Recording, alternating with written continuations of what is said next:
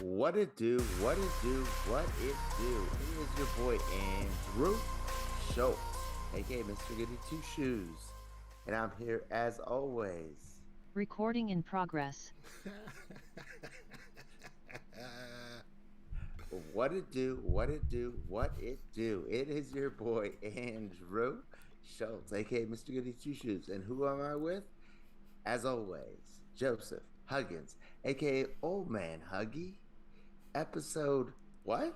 60. Welcome, motherfucker. I think that's like 2 weeks in a row now. No. Fuck you. I asked you to tell me to hit record, and then all of a sudden I'm looking at you doing the countdown. I got all sorts of shit, man. I'm surrounded. Dude, we almost got caught again. We'll get it right one day, but that was great. And then you had to redo the what it do. That was amazing. So shout out to you for that. That's amazing. I almost powered through it, and I'm like, no, that's not like. I was like, I need the audio. Yeah, dude, you got the mohawk, dude. That's like a whole story. I think I need to hear. It's really not. It's like this haircut is not what you see. I was like, I say, did you slick it up, man? Is it you going Gordon Bombay against Iceland the first time, which was like bad? Think about that. That was I used to associate. Okay, no, this is Gordon Bombay the first time. Yeah, well, in Mighty Ducks 2, when they play Iceland and he plays the first time and he gets ice cream with the Icelandic chick and everybody gets mad and he shows up and his hair's slicked back and he's wearing the jacket, the peak coat, and everyone's like, "You're a sellout." In Mighty Ducks, and then the second time he comes back and he's got the duck because. No, it was just slicked back, but you know, it's lots of gel. Is not slicked no, back. I know that's spiked up. Literally zero gel. Zero gel. Yeah, I ran out of gel like a week ago. Why haven't you gotten more? And what are you using in replacement of gel? Water. Okay, that's fair. So, true story. When I was a kid, I was so confused by hair gel because if you put gel in my hair, basically my hair would eat it and it would grow like 3 inches. It was super fucking weird. But I was always confused because I thought, and like my mom never told me shit about any of that. So when I was a kid, I used to think that white guys would go to sleep and put shampoo and conditioner in their hair and leave it, and that's what made their hair look like it did in the morning when they had hair gel. For years, I was so confused. You're looking at it. Oh really? Okay, yeah. I was like that's how they do it. Well, yeah, I guess I can't do that. You were right. You were right. Yeah, in hindsight, there that was is really no gel dumb. in my hair, just conditioner. That's it. That's all you put in there. Not kidding. Okay. Because I'm too broke for gel.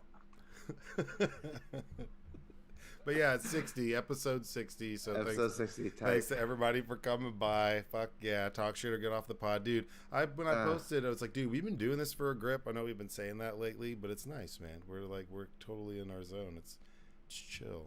Well, we're the best podcasters in the game. Like I listen to podcasts every damn day, like 4, 5, 10.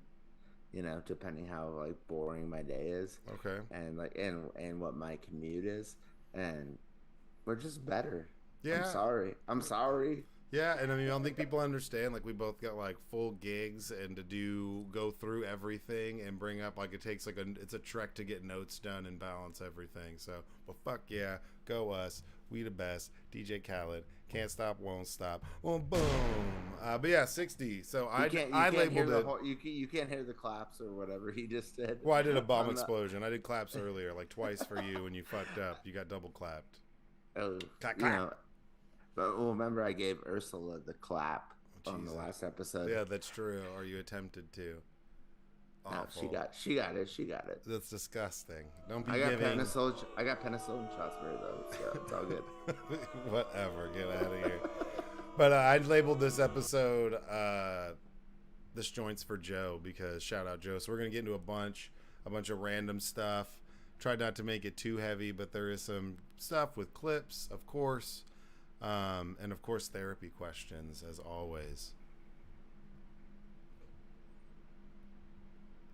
Thank Biden. Yeah, and you're in Cali, so that's legal, dude. You can do that. Yeah, no shit, it's legal. That's true. You can do that. All right. So you have to start us off with the therapy questions because you put the first one in there.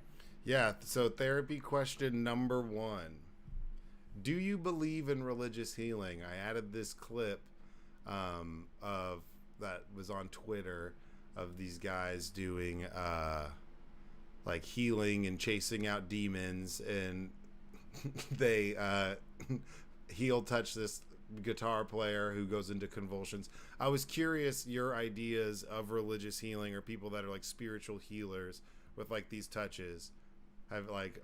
Well, so like this is the thing. Like, there's so many philosophical questions or therapy questions that I uh like pass instead, like not putting into the show, Yeah.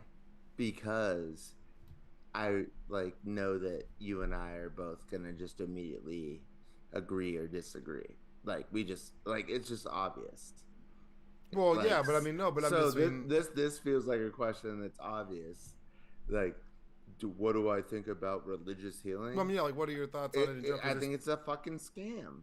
Well, okay, like, I mean, And so do you. yeah, obviously, but I don't understand how people get So into what it. are we But I mean, talking I guess more how people get into it in the first place, because it can't just be like, not some, like when your name's Peter Popoff and you're like rip and like healing people, Peter Popoff, and then Jim Baker. Now Jim Baker sells what, like queso in a tub, like add water during the apocalypse and it'll save your life.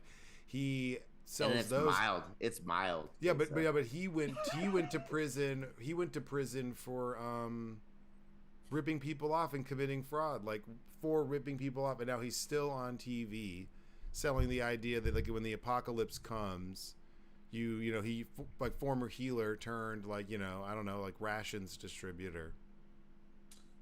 I mean, it's obviously. I mean, religion in itself is a scam. Sorry, world, but that's a fact.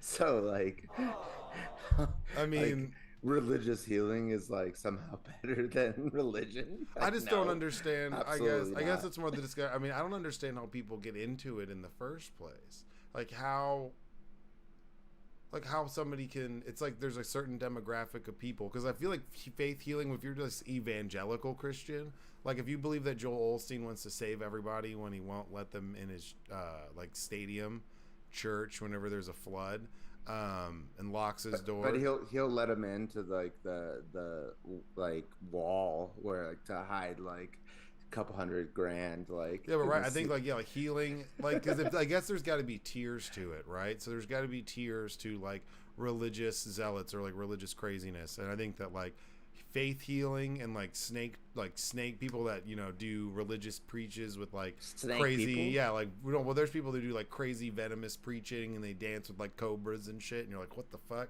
Because like God's gonna keep them from getting bit or whatever. That's got to, like, those two got to kind of be on the same level. I feel like Well, no, you said it right. Snake. It's snake oil salesman. yeah, but I think Like, this is next level. There's like I've been saying for a so while, like when you tap into what is the someone's question? religious What is the belief. question? What do I think about it? Oh, I guess, do you believe in religious healing, but not just this crazy Christian stuff? But you Let's already not know say the that. answer to that. But already you know mean the so you answer. don't believe in any form of like sound Like, healing, crystal healing? What about? I've actually done like sound therapy. Okay. So that's what I'm. Uh, That's what I'm talking about. Because like, okay, did well, it work? so call it spiritual healing. Okay, religious healing / spiritual Because healing. Amendment. Religious is like, nah, but like, Isn't that some sort of? spiritual is totally different, in my opinion. Okay, that's So, okay. so spiritual healing. I'm not definitely- religious. I'm spiritual. Yeah, Okay. that's legit. Like, as much as you want to clown it, Well, it just sounds like I guess it's like a cliche saying. yeah, it is. It is cliche. So, Uh, but I can see however, that. However, it is a legitimate thing. in my Okay, opinion. so the sound therapy helped you. Uh, like, I was doing a lot of therapy at the same time. It was like I was going into sessions for like an hour at a time. And I was like staying at this bougie mansion. It was, yeah, white privilege to the max. Yeah. However, like I was getting a massage from this woman, And then right after the massage was the sound therapy. It was just like a part of my schedule. And her son was the sound therapist, if you will. Okay. But he made his own didgeridoos. And then, but this is the fucked up part. He would like also have stones, and he would try to sell them to everybody in the first like 15 minutes of like the hour that we're supposed to be doing sound therapy.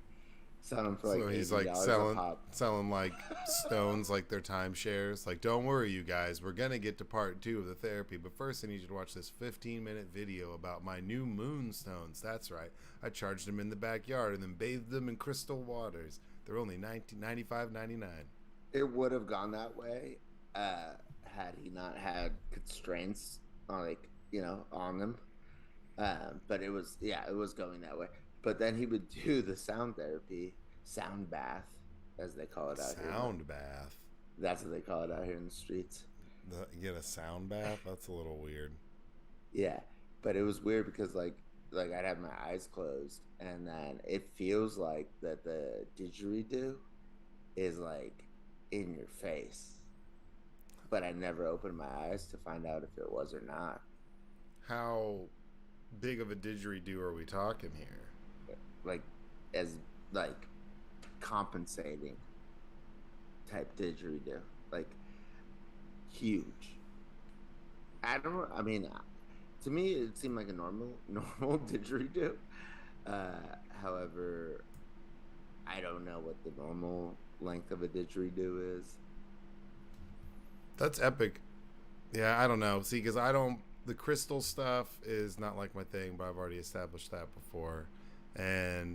But I could see how people are into it.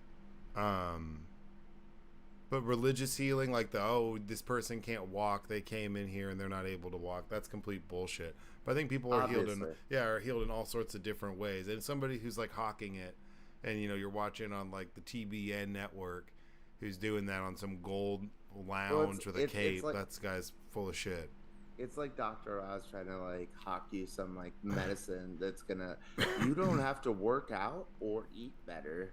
You'll just lose weight if you take this pill. It's like, okay, well, if that actually was a thing, he's the richest person in the history of the world.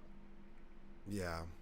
You think it's just a secret that he's putting on like ABC, like daytime television? Yeah. Like, no. See, and this is another thing. That's your girl, Oprah. Yeah. Oh, Dr. Phil. You're lying about...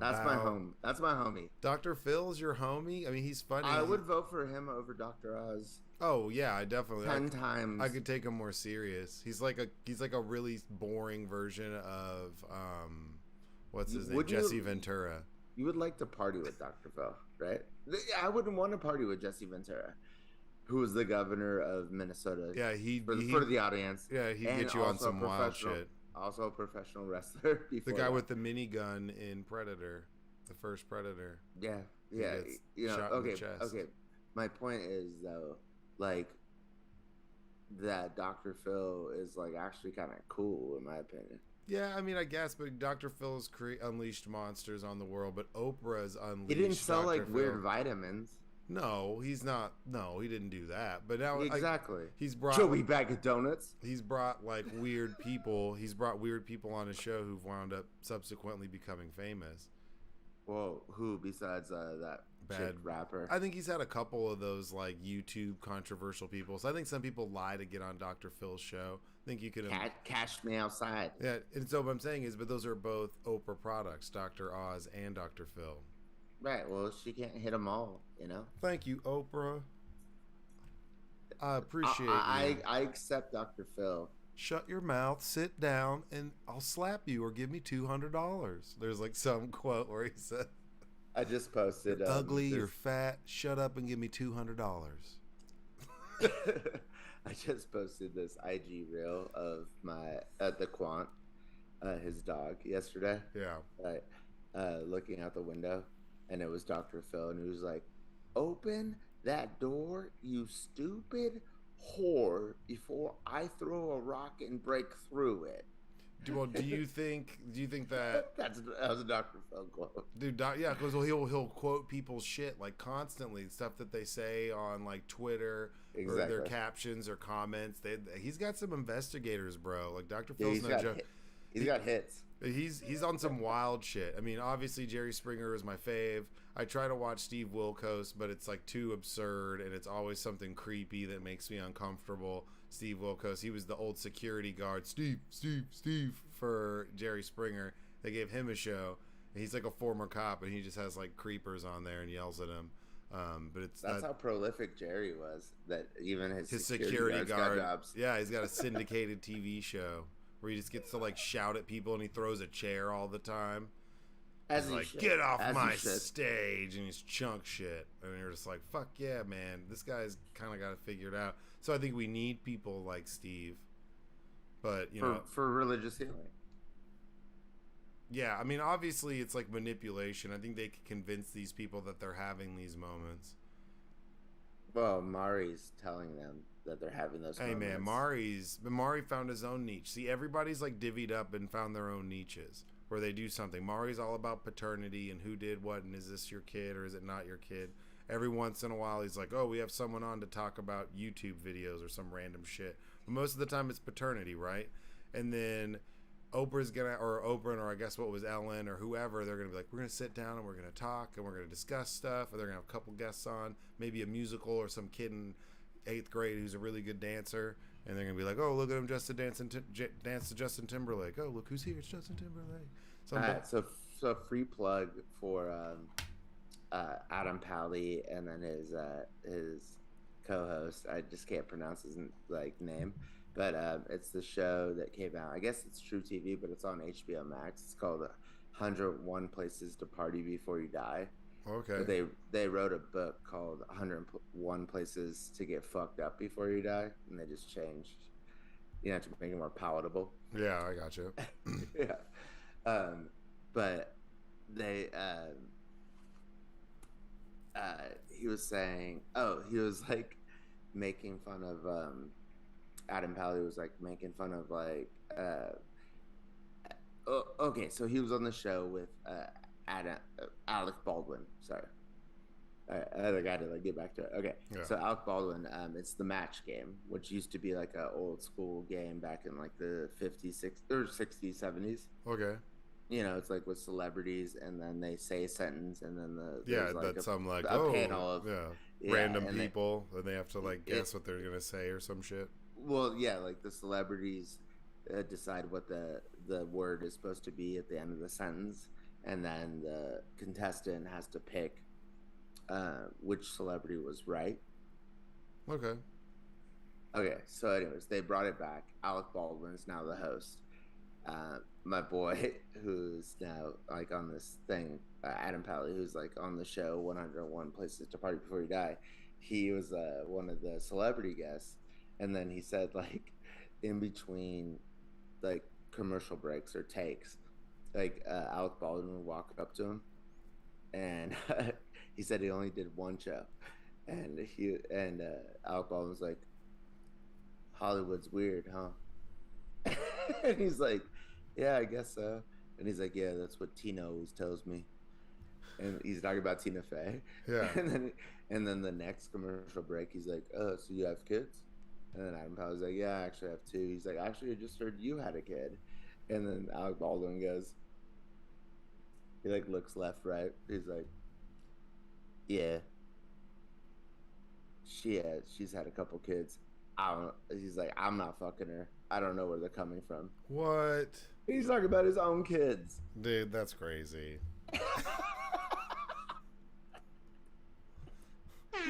He was like, that's how I knew he was fucking nuts. Is like what Adam Pally said. And then he just spent the rest of the interview making fun of him for shooting the person in the face. Oh, okay. Very classy. Jesus. You ready to do number 2? Yeah, let's go. Yeah, I'm ready to take a dump. Wait, no, you meant the other number 2. Number 2 No. therapy question. Okay, Yes. gotcha. All right, therapy question number 2, y'all. Is there any way for a technologically enhanced human to be considered a real human? Joseph. Well, that's I mean, like, shout out Deus Ex. That's a video game. But it's like augmented humans. So you're like, oh, I can run faster. I mean, yeah, to a certain point.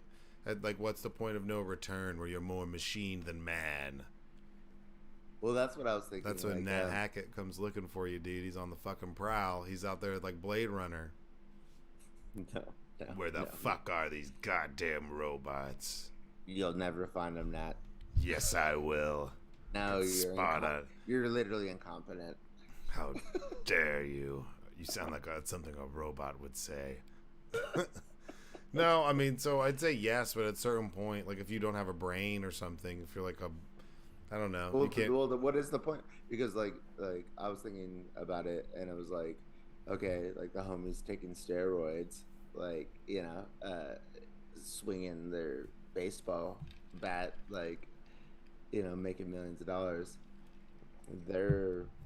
Are they not technologically enhanced humans? Well, are you? I mean, yeah, I guess if you want to. What is a technologically enhanced? I'm thinking like, okay, I've got like robot legs that let me jump 30 feet, or I'm super fast, okay, but what blades what on is my the arms. line? What is the line? Yeah, well, it's like what parts of you could you replace before you're like, okay, he's too god, he's more robot than man. That'd have to be like. What if you just had like better Adderall? Was that what? Is that like the mission for being well, robots? That's what I'm saying. I want to be normal, but I want to be like I'm on Adderall all the time. I mean, I feel like I'm enhanced on Adderall.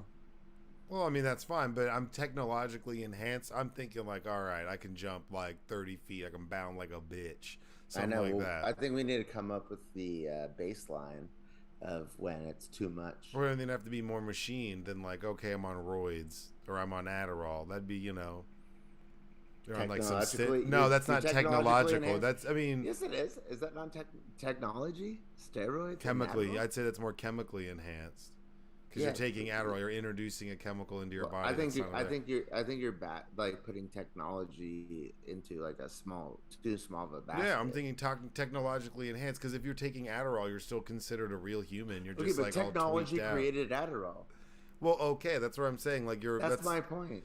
But it was created in a lab, yes. So yes, there was technology used to create it, but that's influenced into your system. It creates a chemical difference in your body. I'm talking about technologically enhanced. If you said just is an enhanced human considered a real human, but technologically, I'm thinking like, all right, I replace my heart, so it's like it can be twice as long, or I have like your heart's twice as long. No, like it can beat twice as long, so like I can run faster. I don't get tired as much, or I could do whatever the fuck.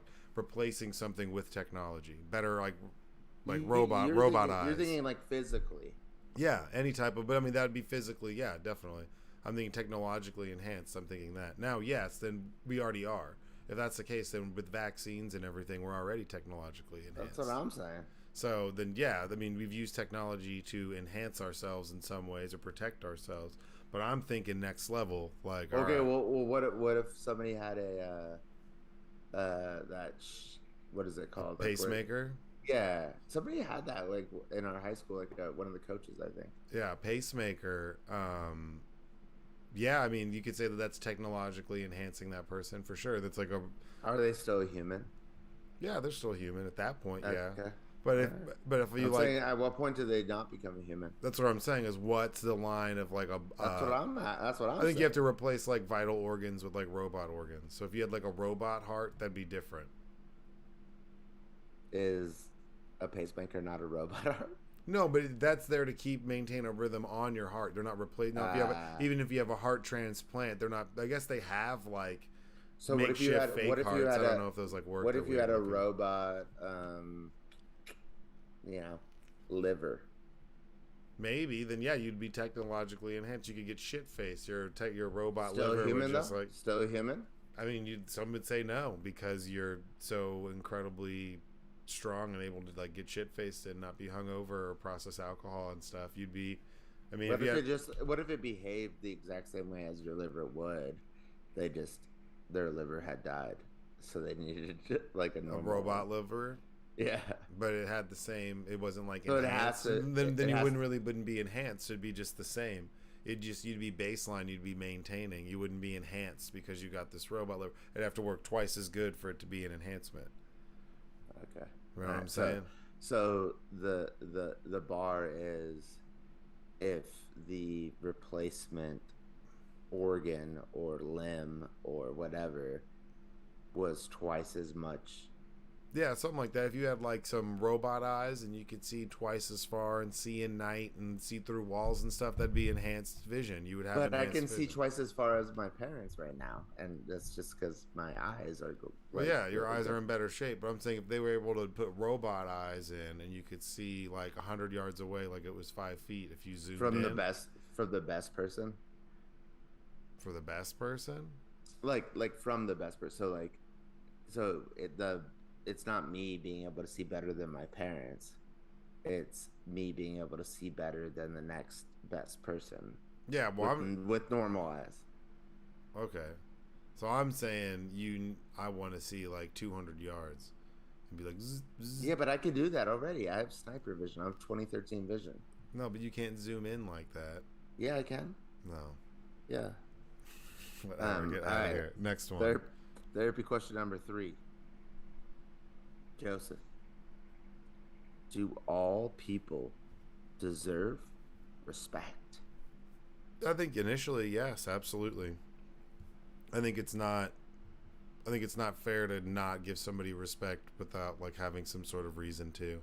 So I think that everybody deserves like some form of respect or deserves to be heard. You know, I think I've said before, if you want someone to listen to you, you have to listen to them.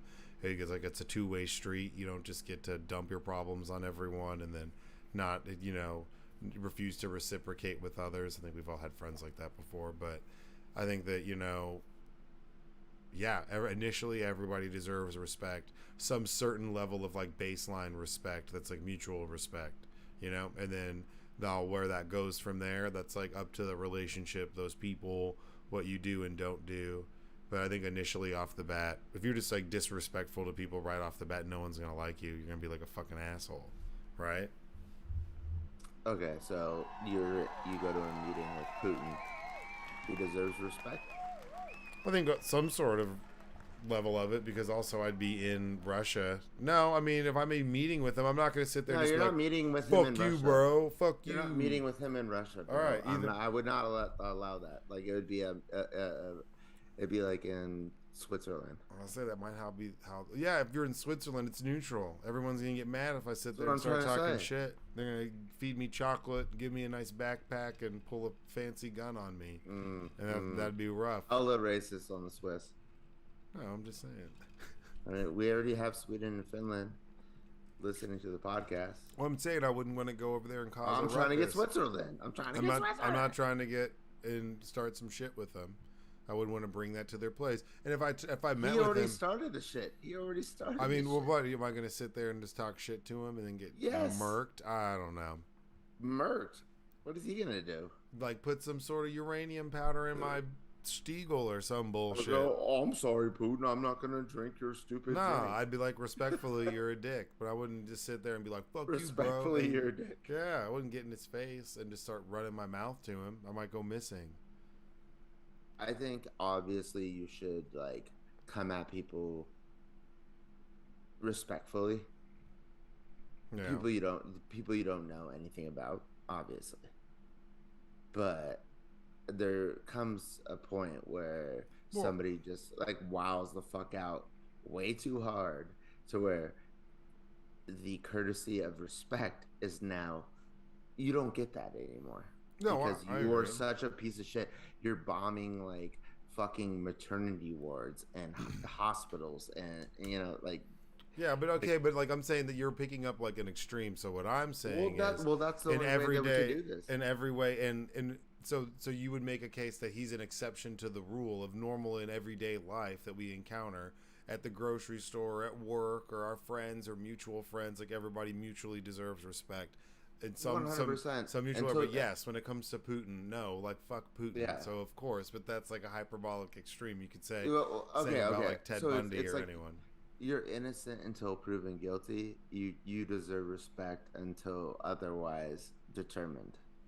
You know. Yeah, I mean, because you can lose somebody's respect, but like obviously there's exceptions to the rule where you're like, hey man, that guy's just like a dick off the bat. Fuck So that we guy. agree that not all people deserve respect. Well, yes, on that all inclusive extreme, and yes, Well, there's what are we talking about? so then no, not everybody, a Thank majority, you. but a majority of people you come across in your day to day life. 99.9% of the people deserve Yes, respect. yes. However, not everybody. You're that guy where it's like, okay, it's 99.9% of all germs. You're like, yeah, because you get them all. Are you sure you got all the germs? All right, Yeah, you better put, you better you do did point not. nine. You You better did get all. not. You better put .9 in there, bitch. Well, I have 5 booster shots. Jesus. All right, the next one, number 4. I'll read it.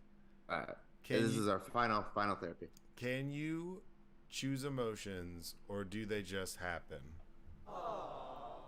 So I have to go first. Yeah, no, you go first. Sucks. Gotcha.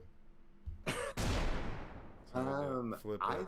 I really thought like that you could kind of get yourself out of like a headspace and then like like be like if you're bummed and be like, no, I'm not gonna be bummed. But I'm not sure anymore. I think that you don't get to choose your emotions. You don't get to. So like I say this all the time, life happens in real time and we just react in real time. So you don't really get to decide how something's gonna make you feel. Do you know what I'm saying? If we were in an argument and you were like, "Ah, fuck you," and you said something really mean to me, like I don't know how I would react to that. And if I was super upset by it, like I would be like, "Look, he was mad, whatever," but I wish it didn't affect me that much. We've all been in those spots where it's like, "Damn, I wish it didn't bother me that much," but it does. So I don't think that we can only control to a certain extent. Now we can put effort in to trying to get out of a certain headspace or not be so negative about something or negative about our perspective on life or anything. But I think that initially our initial reactions are what, like, something makes us feel jealous or something pushes our buttons a certain way. I think that part of our makeup is how, like, you can't really control your emotions. If you could, we'd all be happy all the time. It wouldn't, like, everyone would love everything they do. No relationships would never fail. You would fall in love with the girl that you would want because she would that's not how life works, and I think that being able to process those things and handle them healthier in the long term is way more about like what being a person is than you can't get caught up in the moment because we perceive shit is so myopic and one-sided that if you run off of how you perceive everything, you're not right 100% of the time. You got to have like a way, more perspective, a bigger picture, see the whole room, not just the clean table, and realize like your room's trashed. And if you can only focus on like this one thing or this one issue or this one aspect of something, you might be missing or slipping on the other side. And Yeah, I mean, like I've always said, like not always, but like recently, like the last few years, like where it's like thoughts. You're not your own thoughts. Thoughts are just neurons firing in your brain, and I feel like that's emotions as well. And so it's not about like you're the person observing your thoughts and you're the person observing your emotions, like, and emotions to me are kind of thoughts, like, like yeah, in a different way. And it's literally just chemical reactions in like your brain that are causing this. And then well, yeah, it's up to you how to react. well, yeah, and I mean, what is causing these chemical reactions, those stimuli and things that happen on that level when it comes to like the dopamine or adrenaline or like what makes you feel like jealous, makes your heart beat crazy, or you get hot, your voice gets shaky. A lot of it has to do with something else that's like something you've dealt with. It's like primitive shit. It's primitive shit. Well, yeah, that's like the reptilian brain, but Yeah, also yeah. But it's also like I'm saying that like for us, some of those things we're conditioned to have that, and some of it's because like I don't like when people are like really disrespectful. Like I try to communicate well and not be too belittling or too demeaning when I talk to somebody about something, especially when I really care about them. But what if there's somebody who doesn't deserve respect? Well, okay, then obviously, No, I'm but just like, but kidding. on a serious note, but that's something that I've had to learn with time, and that's like me controlling my emotions and understand, and like, so if someone's super like disrespectful and starts cussing me out and taking cheap shots and calling me names, like that bothers me on a different level. Not that I believe what they're saying, but that like we're having to talk to each other like that, but like that But we've you can't control the fact that it bothers you. no, yeah, exactly. I can't control the fact that it bothers me. Some of it has to do with like situations I've been in, part of like my life, like when I was younger. That those are things that I hate to use the word trigger, but like really bother me or push my You yeah can yeah but, use it. yeah but like push my buttons to where like that's something that's gonna make me upset or get a rise out of me more than like, and it's not that what you're saying, it's that me and somebody I care about are like talking shit to each other. That's why I try to avoid those things and communicate better, but I make an effort because I know those things bother me. So I make the effort to try, like, you, so you can control So some you of your can't perspective. right, but you can't choose your No, emotions. you can't necessarily choose your emotions. I You mean, can just choose how you react to yeah, it. yeah, exactly. And yeah, you can't control like your emotions. You can, as time goes on, you should be less impulsive with your emotions and more reflective with like your previous history and how you've handled things in the past. That's way more about what life's about than Yeah.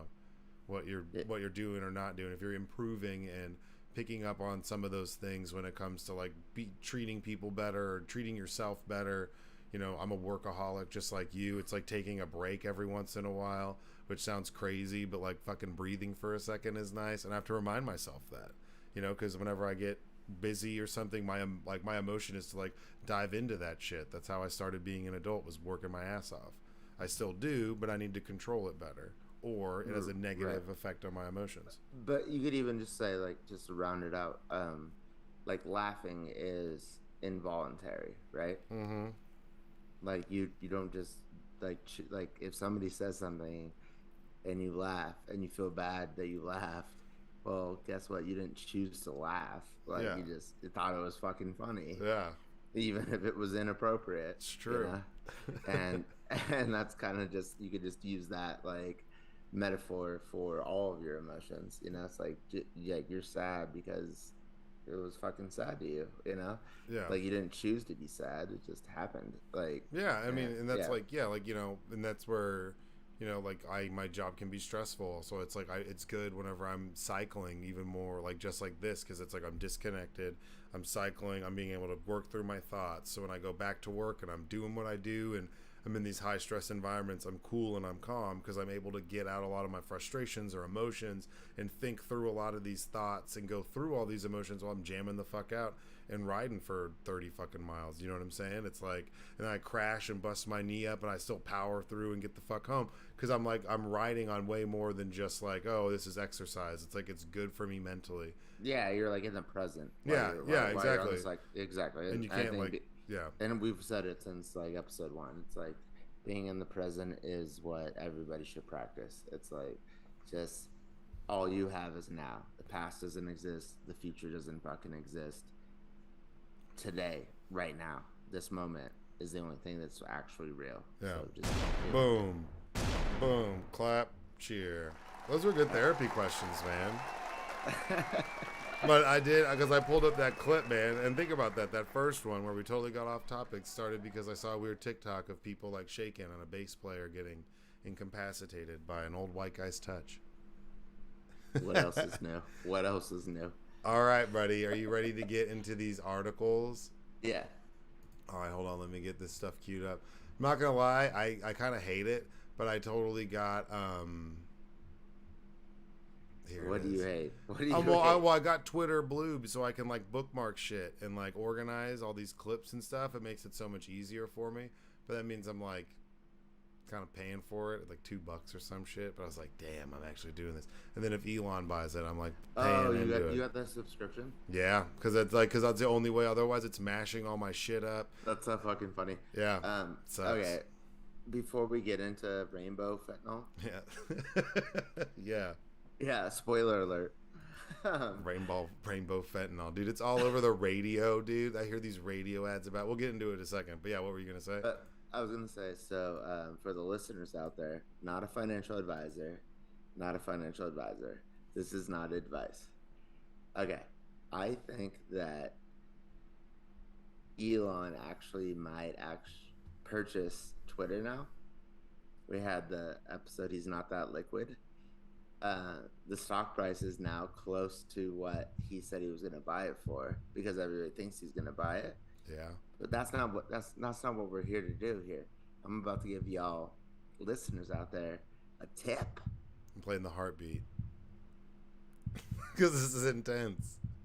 I think Twitter is going to get bought by Elon, and then I think they're going to buy Lyft, the ride-sharing app, Lyft. Is that good? So should I buy Lyft? But we're not advisors. But if that would be a good thing, like I said, this is being recorded on Monday, October 10th, and it should be released on the audio later tonight. However, I'm telling you, just think about it. Put a flyer out. Like, I'm not saying go all in on Lyft.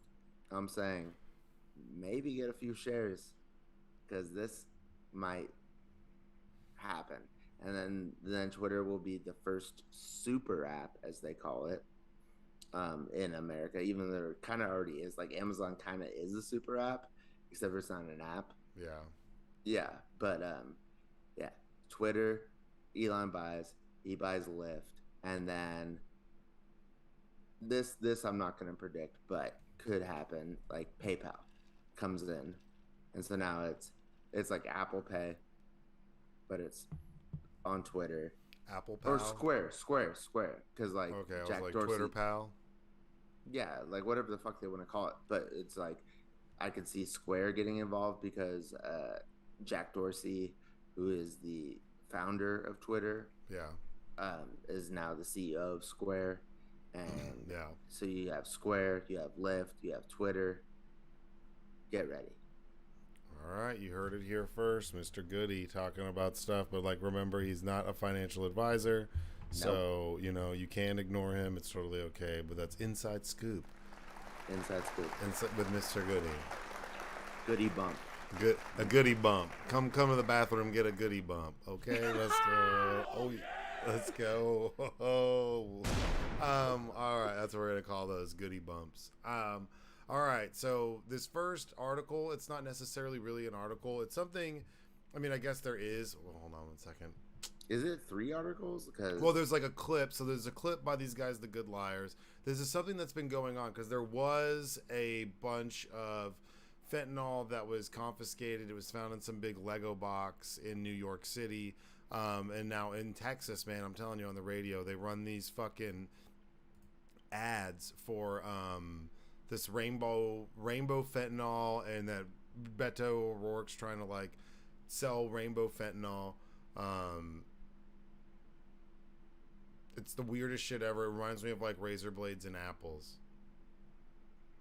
Do you remember they used to say that shit? Or there's like they're putting mushrooms in candy bars. Exactly. It's like Halloween. Like it was like, ooh, like they made it scary for kids to go like get like trick or treat. Yeah. Because I mean that's why we have like the safety seal on Tylenol. Well, that's also because someone actually was poisoning. Exactly. Somebody was doing that, yeah. But I used to get cocaine delivered to my house in a limo. Okay, nice. That's bougie as fuck. That's the most Cali shit I've ever heard. Yeah, LA shit. And the guy had fentanyl strips to test it if I wanted, and I'm like, what? That's wild. And I was like, when I first heard that, I'm like, well, who the fuck would put fentanyl in cocaine? And then somebody broke it down to me where it was like, well, they have like heroin and cocaine, and then they're just like mixing it on the same table, and it just takes a tiny, it's like anthrax, like fentanyl. Like you take a tiny bit and die. So like just a little bit getting into like your other drugs would kill you. Yeah, but I don't think there's like people roaming the streets trying to give fentanyl pills out to children. I think that's really hyperbolic and kind of crazy. No, I agree with that. I And agree. yeah, it's the same thing. I mean, I wanted to touch on it before. I don't think we talked about it, but it's the people saying that there's like furries in high schools and they're putting litter boxes in bathrooms and classrooms to Oh yeah, yeah, yeah. accommodate kids that are identifying as animals. It's like Okay, but this is totally different. no, but what I'm Because saying is that's fentanyl is like a real problem. no, fentanyl is a real problem, and you could make a you could make a case that furries are too. No, I'm just kidding. But it's though to the extreme that they're saying it's happening is super hyperbolic. Like I'm telling you, man. Like the radio ads are like, there's this stuff called rainbow fentanyl, and they're trying to give it to your kids. Beto O'Rourke wants to keep your borders open so your kids get rainbow fentanyl. And it's like on the radio every 5 or 6 And minutes. by the way, America, fentanyl is solely created in China. No, Like, there's fentanyl labs period. in Mexico. No, you can. They try to produce it in Mexico because it's cheap. It's pretty cheap. But And they it's can buy the not. chemicals. No. They just get it shipped. If they are making it, if they're getting the chemicals from China, Yeah, no, I'm sure they're it's purchasing like them. specifically from China. Like they created this. They're like, yo, you guys got us in the opium wars like 120 years ago. Fuck you. Here's some fentanyl. Deal with it. Yeah. Well, this is a clip. This is a It's working apparently. Like how many people have to fucking die every year? yeah. Seriously. Well, that's the whole epidemic. I mean, the opioid epidemic in general. I mean, it's affected so many people in so many direct ways. It's affected us in direct ways with people that we know. Who Yeah, I have like to get a amazing. fucking fentanyl strip for my cocaine. Like what the fuck? Well, yeah, I'm just saying even before that. No, I mean, I'm yeah, but you kidding. know what I'm saying? Like, there's Yes, exactly. we've lost some people that were really close to us back in the day when we were really young because they got But in. that wasn't fentanyl though. No, but what I'm saying is That was like the Sacklers. That was OxyContin. well, still, but I mean, before there was fentanyl, what were people doing? They were like doing methadone or oxys or something like that. But They nobody. were- I don't think anybody's buying fentanyl. That's no, the I think thing. it's being used as like a cutting agent. Exactly. Yeah, It, no, like, definitely. it makes your heroin go longer Yeah, or whatever. yeah, you can like stretch it or make it more potent. Exactly. I suppose. I mean, I don't know. I don't do that, but I'm Yeah, assuming that's what it's it used. you just cut the heroin. You're like, yo, this is good heroin, but it's actually like, a third fentanyl, and then you die. Yeah, but I mean, I don't. But like I said, I think to sit here and say that they're running around and passing them out to children for free is pretty Insane. is like yeah, is a little over the top for me in the sense that it doesn't. It's just not accurate. Like now, Yeah, there's it's not gonna be happening. people like because there was a guy that they caught who was selling like mushrooms in candy bars and shit out in like Louisville, and that dude got locked up. That was years ago. But that's like I mean, I used to hear all sorts of crazy stories. What we do that here in LA for. Well, yeah, but you're talking about like Texas in like the early mid '90s. I mean, sorry, early like 2000s. So that's like, nah, man, that guy's gonna get locked the fuck up if you're out there and they can trace it back to you. He was actually passing it out as Halloween candy, but he's that like fucked up. yeah, That's but fucked up. yeah, or he I'm was saying, selling like, if them you out know of what his you're house, buying, then who cares? or maybe he wasn't selling them as Halloween candy, but he had them in his house and he got caught with them, and they were like with intent to distribute, and he had like mushroom chocolate bars. But I remember it being like broadcasted, like man selling. I was like, I don't think that people are actually going out and trying to sell these to kids. That's so fucking funny. I literally today had a discussion with my brother Braids, and he's trying to get chocolate mushroom bars to microdose. Dude, you got to do it the easy way. What you do is you get a bunch of them, you put them in like a little food processor or something. Then you just get like a Hershey's chocolate bar, like 100% milk chocolate bar from the store. Put it in a mug, microwave it till it's liquid. No, shut the fuck up. You don't tell people how to create this shit. What the hell are we doing? And then you get some hot. I'm talking about how to make hot chocolate, dude. And then you have to have whipped cream because you can't do the Swiss Miss, dude. It's not good enough. It says that you can use milk. And it's just as creamy, but it's not. It's about to be like Lethal Weapon 2, and we're about to get like just taken off the air. I think we're good. In midstream. I think we're okay. Well, I'm gonna play this clip real quick. This is a woman talking at a Trump rally to the Good Liars. We've talked about them before, but they're talking about this rainbow fentanyl. I mean, like I'm telling And you. for the audio, you will not be able to hear this. No, you will. Did the audio not work on the one that I sent you when I recorded it? Yeah, it did not. Well, the last episode did have it, but it was not the audio you had sent me. Oh, okay. Well, we don't have to play it. I mean, we've talked about No, it. you can play it. I mean, It's just a funny clip because they're like, they don't know what the fuck they're talking about. No, I just want to preface that like there's not just like this weird drug lull dealers, a lot of in the times, they want audio. to sell their drugs. Well, not if they're coming over here to destroy our country. So he's like, you know, they come here. Most of the drug dealers want to sell their drugs, and she's like, well, not if they're trying to destroy our country. But you see, and that's what I'm saying is like, if people are buying that, they're with doing it with the intent to sell. I don't think they're out in the intent to like. That's a weird, I don't know, way to go about like trying to attack our country, like selling drugs to kids. It does happen. Just drug dealers are super shitty and they do shitty stuff. Anybody who's purchasing that many fentanyl pills is a piece of shit. But I don't think he's like walking around passing them out for free at school. That's like just a little much for me. And then so the drug dealers have houses. It's like that it's already that a problem. Kids will come Like and we knock don't on the need door to on them like and they'll just give like give create that to them. problems. I'm thinking that's how it's going to happen, yeah. So the drug dealers would be giving away. Not drug dealers, the illegals that are here. See, and she says that it's the Just crossed, illegals that are Biden doing has it. Our border wide And that's where it open. always comes back to with this shit is it's because these drugs are being transported in here through Mexico. It has to be because the illegals, all the illegals are going to be the drug dealers because the borders are wide open. It always boils back to something, man. Turns out it's hard to like smuggle drugs if you're an illegal, quote unquote. But if you live here, a lot easier. Oh yeah. So it's probably so not the illegals that illegals. have houses that then the kids are coming to knock on the illegals' houses, doors that, and they're drug dealers. That So are it's like the giving illegal. See, this woman saying the children their illegals are getting houses to pass out free drugs to kids. Look at Fox News. All you got to do is watch nothing but Fox News. Where is this Fox house? News I will want tell to you get that free the- drugs. It's coming across our coming borders. across. It's going into our playground. And they're going to be giving it away during Halloween. Yes. You get a bag like this at Halloween. Do not take it. It's fentanyl. It'll kill you. Drug dealers. That's just like wild. And now that means there's lots of different candies that are out of the game because you people are going to be afraid that they might have fentanyl in them. Well, Which isn't fair. maybe the Mars Bar company should fight back. Yeah, maybe. Mars Bar. That's Wait, fair. Isn't that what they're called? Well, I think Mars makes it, and it says Halloween is the deadliest day of the year for child pedestrians. So, and that's something I believe. I don't think that it's rainbow fentanyl. It's kids wandering around on the streets. Yeah, what are we talking about? Yeah, exactly. Chasing fucking Pokemon. You and mean getting we hit have by every cars. single child in the history of this country is on the street, and it's the number one day of them dying? Well, no shit. Yeah, I don't know. Fucking They stupid. they can't see because their mask is like over their eyes, and they get hit by a car. Okay. Yeah, I mean, yeah, bro. I don't know. If you die on Halloween and you're like 5, like Darwinism, bro. Yeah, now them being snuck in a big Lego box is kind of weird.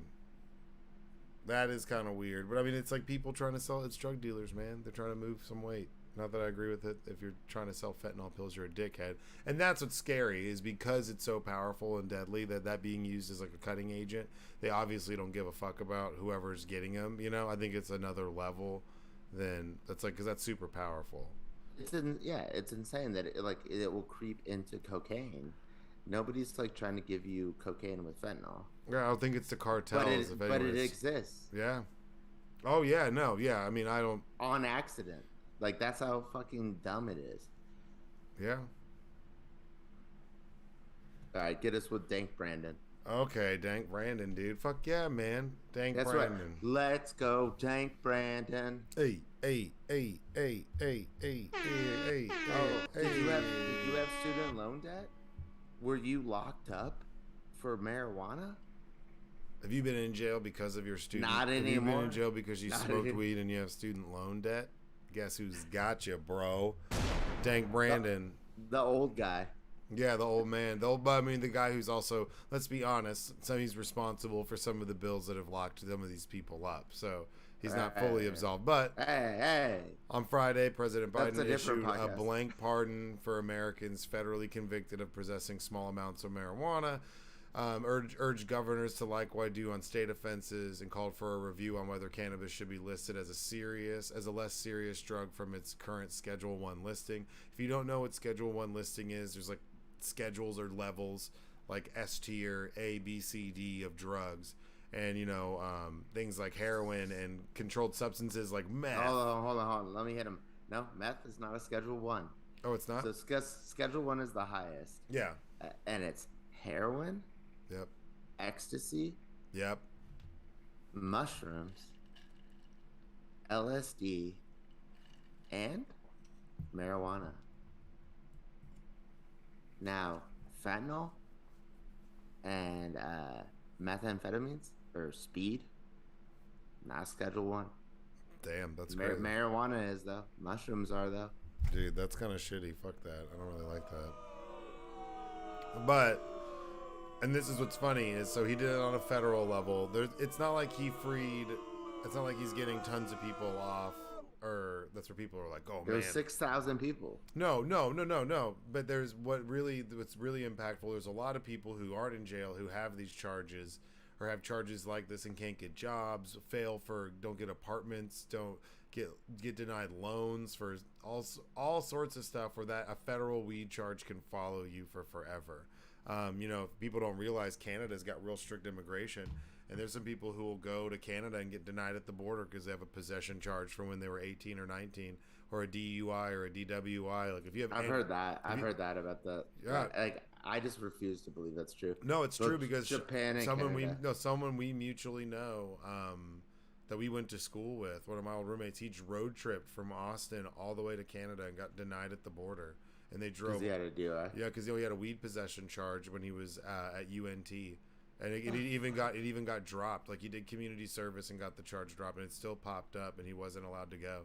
So they That's they literally that's didn't on go. Canada. That's not on us. Yeah, that's shitty. So I mean, but for him, Yeah, fuck you, Trudeau. well, so he did that. So for a lot of people on the federal level, that's really historic. I mean, some people say it's not that impactful. It creates the conversation and pushes the envelope, makes people discuss the fact that, like, yeah, the Schedule 1 is complete and total bullshit, and that definitely shouldn't happen. That shouldn't even be the When did we case. decide that letting 6,000 people get their records expunged was not a big deal? What do you mean? Well, I mean, I think He literally no, definitely. Now, some people are trying to downplay how powerful the decision changing 6,000 lives. exactly, and also igniting the conversation about how Exactly. ludicrous That- some of these laws are. It's like when California, we passed a law that you cannot sell a gasoline run car in 2035. So 13 years from now, you cannot sell a car that is run by gasoline in the state of California. Yeah, that's remember. Yeah, But California is such a big ass state that all these other, like, these companies are just going to, like, now adjust what they're doing because they want to sell in California, and so then it's just going to trickle down. Like, speaking, like, this is like the good trickle down economics. And then the same thing is what I think Biden's doing, where he's like, guess what? It's like, I'm gonna pardon all these people who got arrested for marijuana. Well, then now it's like, well, if the federal government doesn't give a shit, why do we give a shit? yeah. Greg Abbott was like, "There'll be no pardons in Texas." Of course, because Yeah, Greg Abbott. Good job, bro. Fucking bitch. And Beto was like, if I'm elected, we'll make it legal. Yeah. And so, and Fetterman, the Senate, candidate out in Pennsylvania, he's all about it too. Like, yeah, what are we doing as a country? What are we fucking doing? It's like, if the, like, private prison industry is, like, in your pocket, like, as a donor, how about just don't run again? We're done. Yeah, and it We're done. said that California is ahead of many other states in its effort to expunge records and pardon minor cannabis crimes. Like, when you apply for a job in California, it says, "Do you have a misdemeanor? Blah blah blah." except for marijuana. You do not need to write that down. Yeah. And they said what I think is fascinating is in the last 24 hours, governors across the country have really weighed in. You're seeing calls in a lot of states for governors to issue a lot of pardons. I think it's a really smart.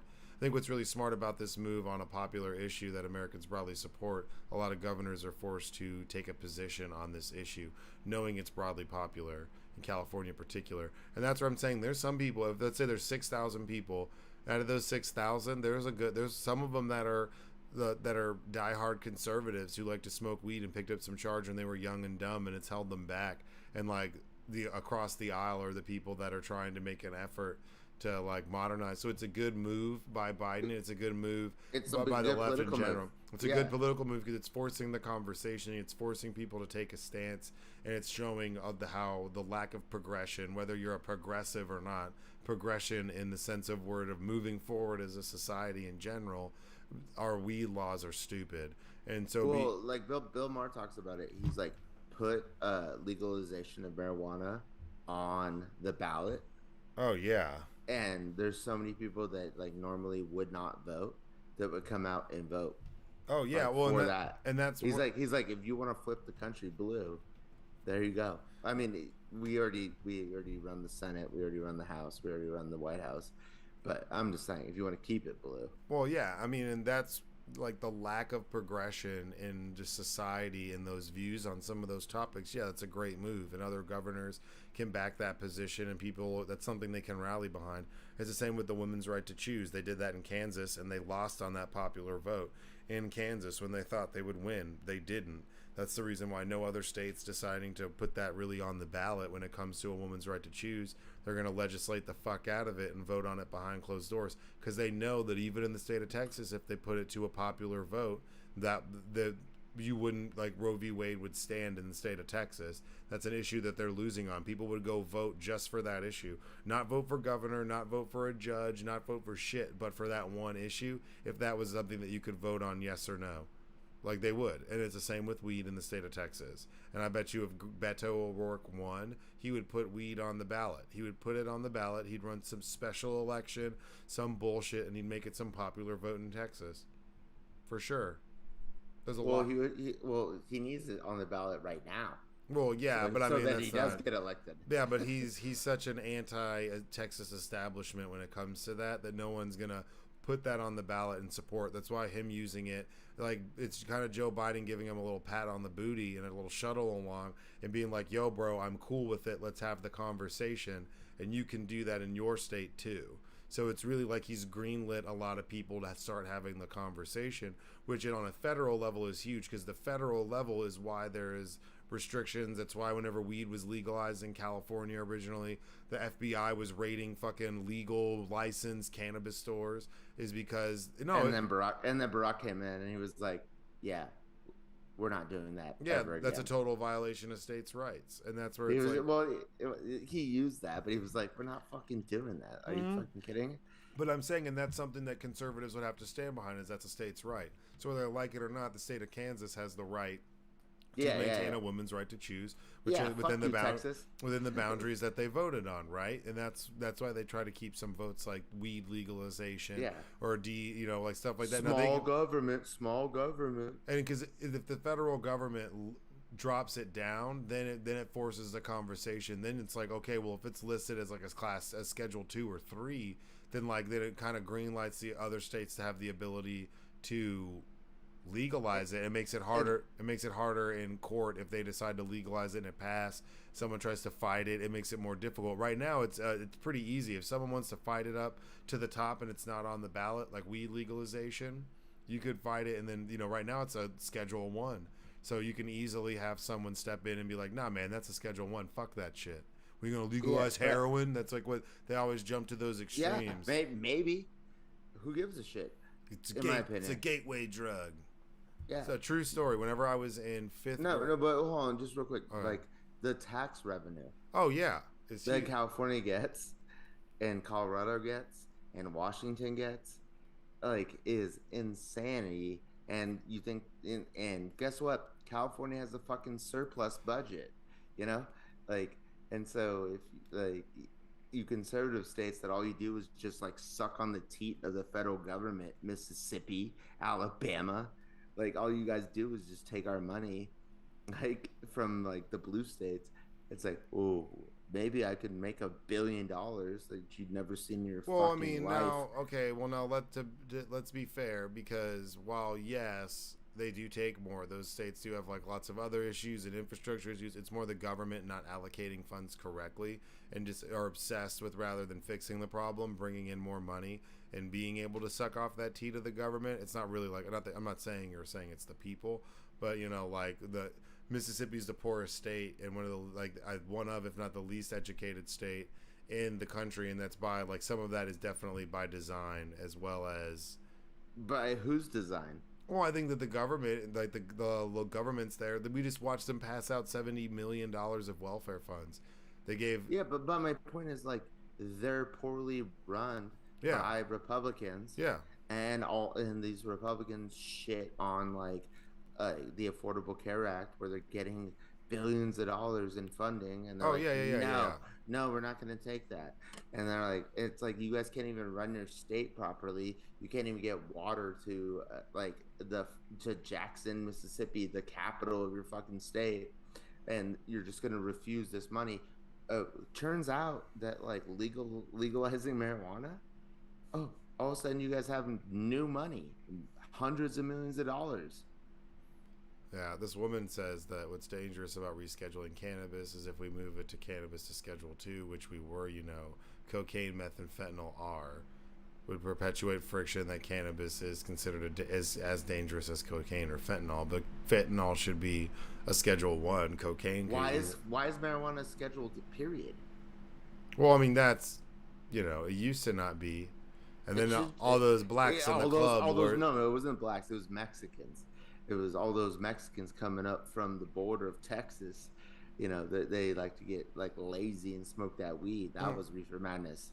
The blacks were doing it was like no, but the cocaine. The Chinese were on the heroin. No, like, but I mean no, because it's all racist. That's it's a definitely just racial connotation, because they would say that like black dock workers would go crazy on jazz cigarettes and like attack and assault women. So they like the whole term jazz cigarette is because they used to smoke weed in the jazz clubs.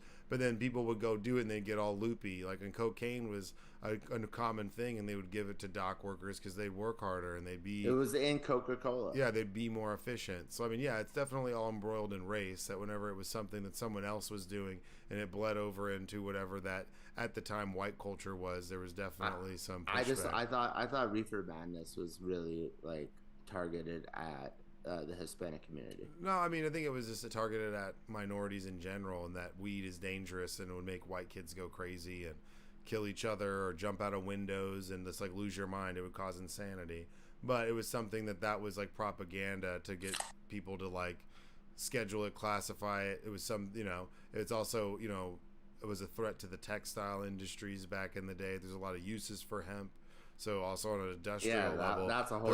There's like a whole nother thing, and like using racism to demonize weed was like a tactic used by multiple people who had vested interests in like the not seeing the growth of the hemp industry at a long time ago, because they were like in the lumber industry. Yeah, it's like I have an electric car. Or cotton. I have an electric car company, and it's like 1983. There's a room full of people are going to laugh at you, not because your idea is not good, but like you're not going to be able to stop all these 80 like Chevy and GM and you're Ford. threatening. You're threatening. Yeah, you're a threat to them. So they have the good old boys. Yeah, they have the means and resources to like dispose of you or your business if they want. And it's the same when it comes to stuff like this. So if we can take some of the stigma away, that's why I say Schedule 3. But you need to reclassify a lot of stuff and move. It doesn't need to be on a schedule. It doesn't need to be on a schedule. Well, no, that's fine. But what I'm saying is, if like fentanyl is a Schedule 2, I think it's more important that you move that to a Schedule 1. That's super. If we were just talking about how dangerous it is and how serious it is, and rainbow fentanyl and sweet tarts across the country. If that's the case, the fact that that's not a Schedule 1 is mind-blowing. I think we just need to abolish the whole thing. How are mushrooms a Schedule 1? What the fuck are you talking about? Mushrooms never killed anybody. Well, I mean, hippies, man. It's dumb. Hippies, man. The whole thing is dumb. All right. Next one. Where are we? I have like too many. Oh yeah. So this is Tommy Tuberville. He used to be a coach for Auburn. And he's like a huge schmuck, and he's been going like mask off, full fucking racist lately, man. He was on the phone with Donald Trump while January 6th was happening in real time. Yep. So Donald Trump thought he was calling someone else. Did he get subpoenaed? I don't know. It was his first day as a senator, literally. Yeah.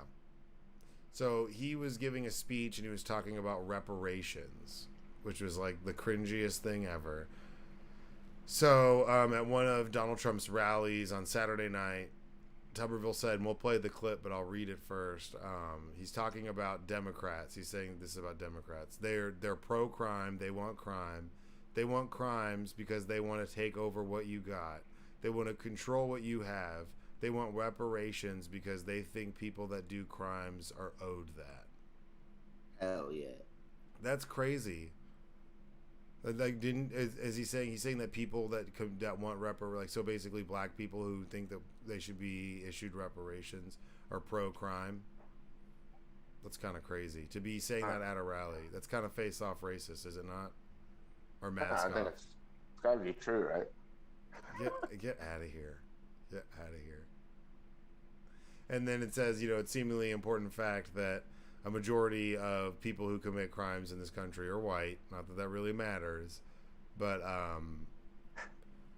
dude, Tuberville, like, how can you... That's the weirdest shit to sit there and say that in front of a group of people and basically say that black people commit crimes and they want reparations. Well, what kind of country are we in where, being a senator is like cooler than being the coach of Auburn? Well, I mean, now you have to like just lie about like dumb shit just to like keep your job that pays you, I don't know, a fraction of what you used to get paid. Yeah, I'm playing the clip right now. He just and he's like, bullshit. They aren't owed shit.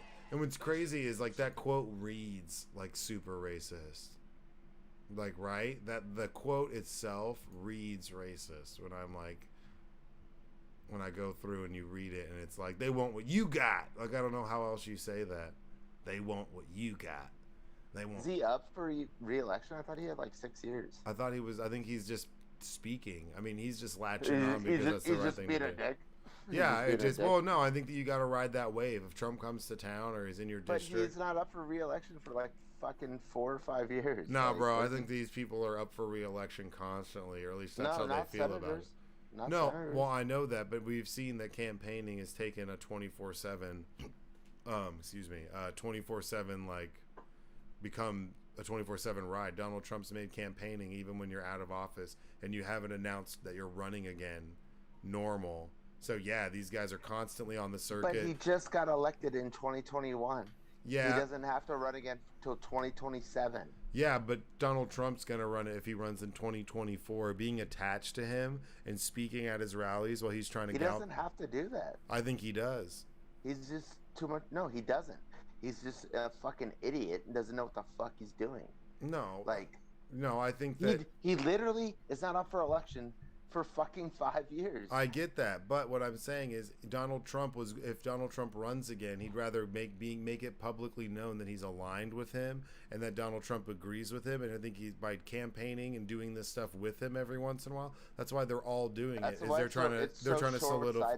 It's short-sighted. Oh no, definitely. I get it if you're in the House, because every 2 years you're up for re-election if you're in the House, but as a senator you have 6 years. I would just keep my mouth shut if I was him. No, but that's and see what happens. Yeah, I know, but I think that they're always wanting endorsements. Like they want to make sure that they're on his good side rather than his bad side. So I'm not surprised. I'm not surprised that a lot of these people are going out and speaking and saying crazy, stupid shit on Donald Trump's behalf because they'd rather be seen doing it with him now than not. Because then down the road it'd be like, when I was running and you didn't support me and you didn't speak, you kept your mouth shut. Everybody knew. I failed again. I'm a loser. Well, I think that loser, just like my dad told me I was when I was 4. No, but I'm just saying, in this hypothetical world, let's say he were to win again, which I don't think he will, but let's say just for the sake of the argument he does, you'd rather In be 2027. No, I'm talking about Donald Trump in 2024. If he gets reelected before he's up for reelection, Then we're all fucked. yeah, obviously, but I'm saying if he doesn't support him now before he runs for reelection, he's fucked. He won't get it'll be he could be Good. Why does he even want to get reelected? I don't. That's what I don't. because they want the free money, man. They want the hookups. They want the perks. Like, you're already a millionaire, dude. Yeah, they want Relax. they want the perks, man. That's what they want. They want the perks, their health insurance for life. They want all the goodies. They want to be taken care of by the government for forever at that point. And they want to ride that gravy train and add as much money. The more money they make, like he's probably taking campaign donations now. Is he a socialist? Who? Tuberville? Yeah. No, he's diehard. He wants that government money. Yeah, maybe. I think not the government money. I think he wants the money from that is lobbyists. I think he wants the lobbyist money. Yeah. And the PAC money that he can just get and then use for whatever he wants and keeps. Dude, this is why I hate Nick Saban. It's because if Nick Saban didn't whoop Tommy Tuberville's ass so hard, he wouldn't be so hungry to be a senator. Yeah, if that I don't know. I can't stand I fuck Auburn. So the fact that a bunch of Auburn people decided to vote for him is laughable to me. He was a good coach, man. When he had Jason Campbell, I tell you what, and Cadillac Williams, that's my boy right there. I got to vote. I got to vote. I got to vote for me. No, I think that was Gene Chiswick. Oh yeah, another yeah. So I gotta get me. I gotta vote me, Tommy Tuberville, because he is the man. I tell you what, the way he runs that power eye and gets that tight end to run that seam, I tell you what, I bet you he can make all the important decisions for me and my family and other families' future generations. I think that we should, when we do our podcast, do it on Tuesday, November 8th, the election day. Yeah. Because I think that the public needs to witness Joseph's reaction when Herschel Walker wins. Dude, I don't know, bro. Herschel Walker is they've abandoned. If he wins, dude, that's the canary in the coal mine. Dude, oh my God, he is so cringe. And what's even funnier, so we talked about it a little bit last episode. If you're not aware, Herschel Walker came out. He paid for a woman. He tried to convince, and then he told a woman that he didn't want to have kids, and basically paid for her to go get an abortion, take care of it. He sent a thank you, a get well letter with a check. This girl had a receipt. He tried to say he didn't know who the woman was. Come to find out, the woman is one of his baby moms. So it's someone he already has a kid with, and she tried to convince him to not have. He tried to convince her to not have that kid as well. His other son, Christian Walker, who's this big, just all over TikTok, Facebook, he's kind of annoying. He's having a meltdown. Now he's mad at his dad. People are attacking him. But Herschel Walker has made a very hard stance about being a present father, being in the household, doing these things the correct way, and that women shouldn't be, going out and exercising their right to choose. And come to find out, he's paying for them and sending out the cheesiest get well card. I think it had a bowl of soup or something on the front. It was cringe as fuck. And he signed it. It's definitely his signature.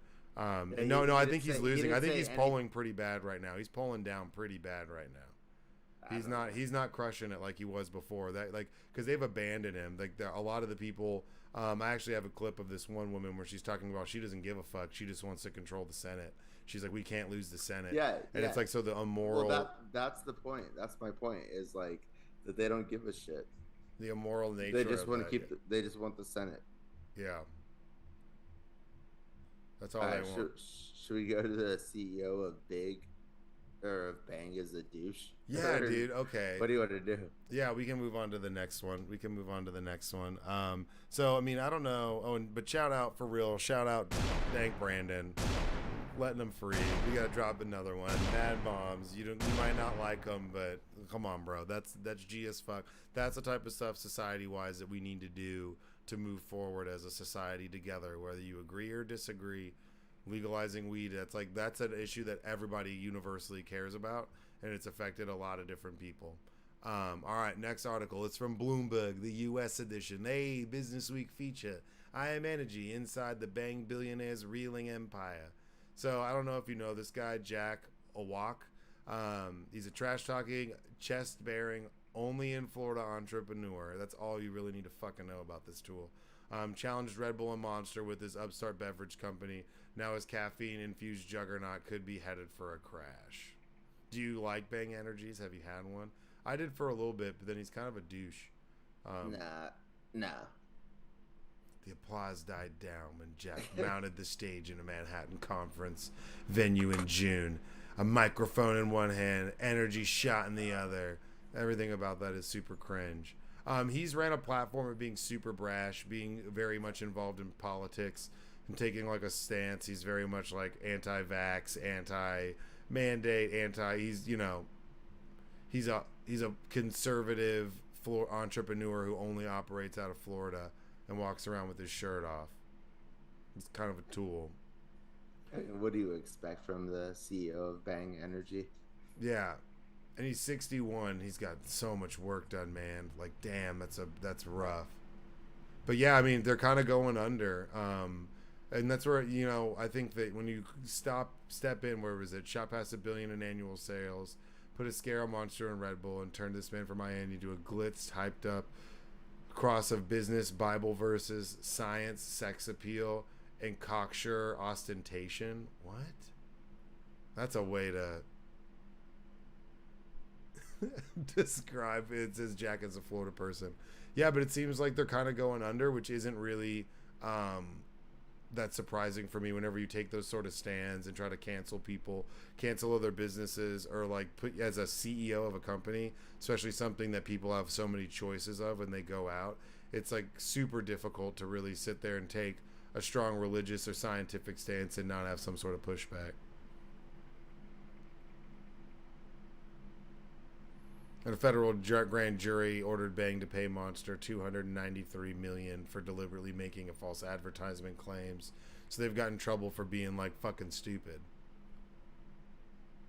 Yeah, I mean, I don't know. It's just like so obvious. Yes, it says here, starting an energy drink company is a he might as well be the My Pillow guy. Yeah, well, not really, because it says starting an energy drink company is a hopeless endeavor. Water, coffee, tea, juice, milk, and alcohol account for 85% of what an average American adult drinks on any given day. And there's so many. That's what I'm saying. That's such a weird thing. And he got pretty big. $1 billion in sales is nothing to be scoffed at whenever you're making an energy drink. But then when you're walking around and doing false advertisement and you're doing $1 billion in sales and you're paying out 30% of it. Yeah. Or sorry, 3%. Wait, no. 300 million. So yeah, what is that? 30%?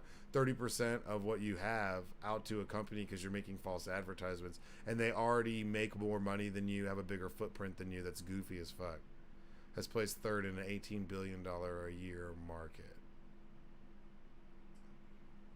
And he has some good flavors, I'm not gonna lie. Rainbow Unicorn is pretty lit. I'm not gonna lie, but no. It wasn't Rainbow Fentanyl? No, Rainbow Unicorn, but he could be into it. For sure. Took off. Allegedly. Yeah, and that's where it's like, man, this is where these kind of boomer dudes, not to be shitty, but these boomer older guys with a shit ton of money, when they finally do it, I mean, this guy's living it up like he's a 32-year-old playboy and making these huge political stances on social media, and some of them are fucking cringe, and a lot of the people who drink energy drinks are a much more younger crowd. They're not going to share the same politics as you, and they're more active to not go out and purchase your stuff, especially if you're false advertising and doing all this shit. Quit teaching in 1993, opened a small sports supplement store. See, that's kind of lit, but he blew it, dude.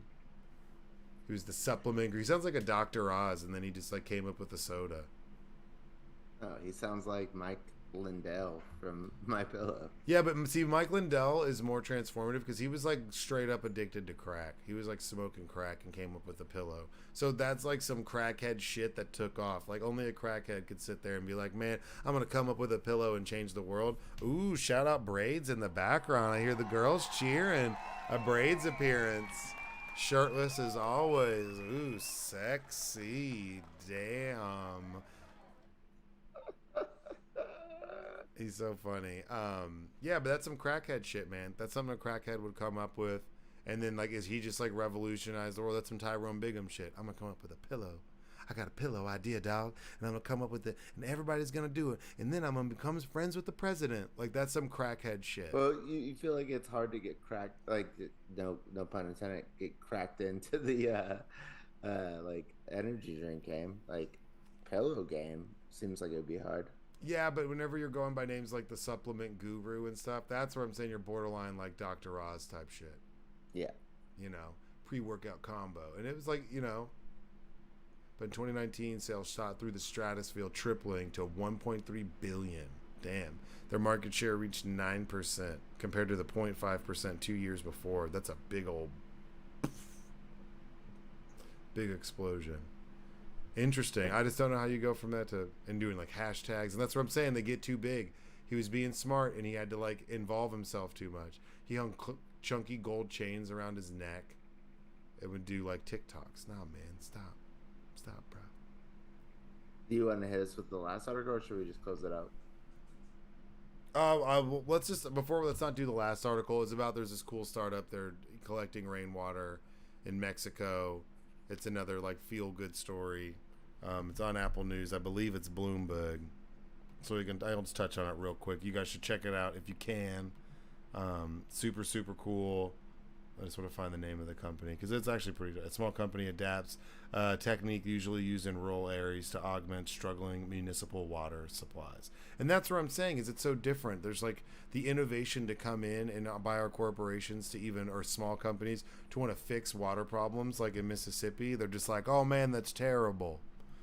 Like Nestle's a horrible company. Nestle could donate tons of water to Mississippi for free, and maybe they'd get a little bit of like good faith back for being shitheads. Sorry, I hate Nestle. I mean, I was in a room with Sticky Fingers, and by a room I mean a hotel room, and he might have been working for a company that was working for Nestle, and he was doing all sorts of gnarly shit, and he told me never to talk about it, so I won't.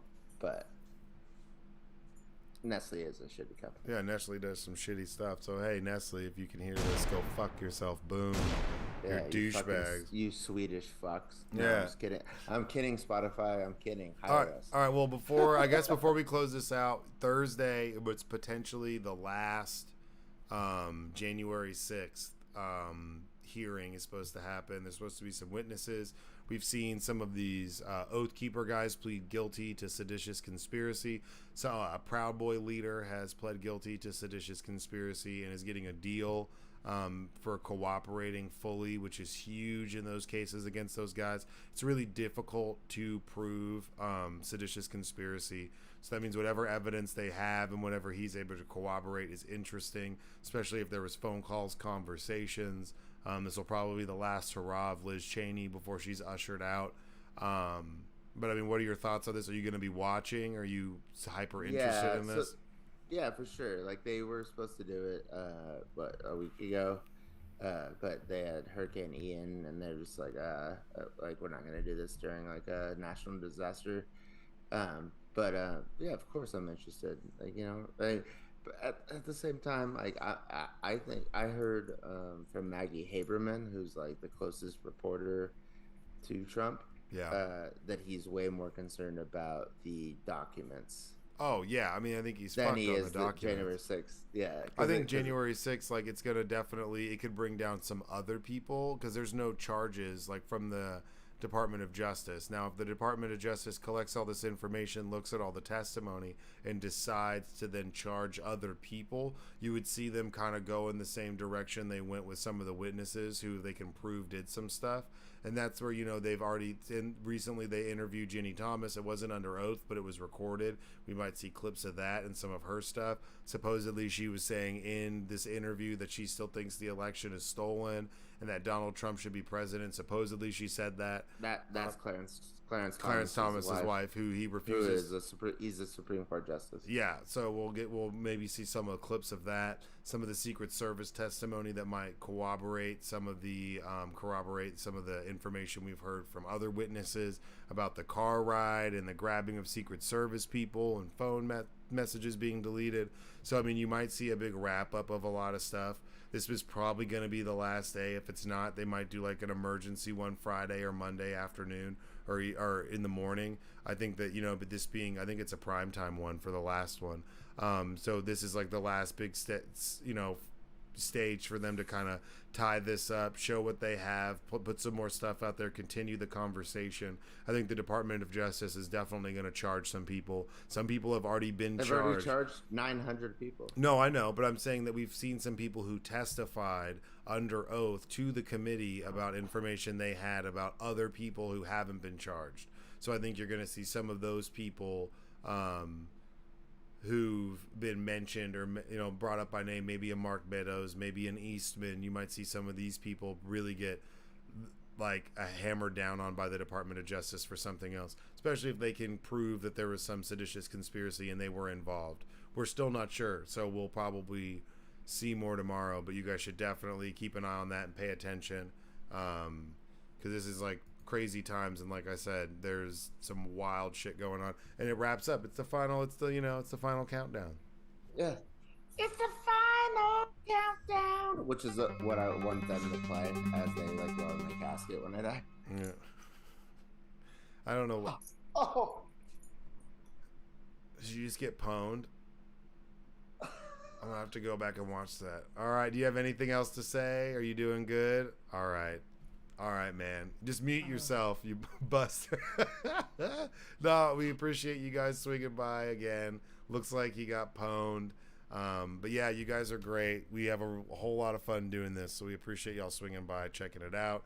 Talk Shit or Get Off the Pod, episode 60. This joint's for Joe. I know we're going to go enjoy ourselves and probably hit something after this. Shout out, Joe. You the man. Shout out Mr. Goody. Make sure to check us out Wednesday. Angry Black Quarterback. We got another one coming up. It's Eagles Cowboys week, so we're going to be talking mad shit. Fuck the Cowboys. Let's go. Be safe. Stay out of trouble. Everybody deserves respect except for Putin. No cap. You guys be good. Stay the fuck out of trouble. Peace. Andy's music.